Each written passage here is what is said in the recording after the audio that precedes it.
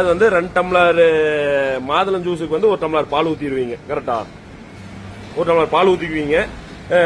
4 மாதுளையும் போட்டு 2 டம்ளர் பால் கணக்கு வாங்கிக்கிங்க. எவ்வளவுங்க இந்த மாதுளம் ஜூஸ்? மாதுளம் ஜூஸ் எவ்வளவுங்க சொல்லுங்க, வாய் திறந்து சொல்லுங்க.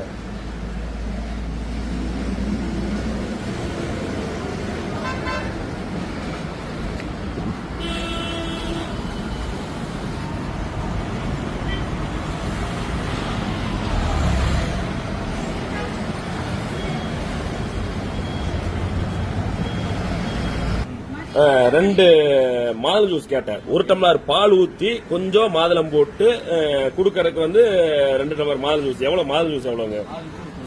90 ரூபா. ஒரு மாதுளம் ஜூஸ் 90 ரூபா.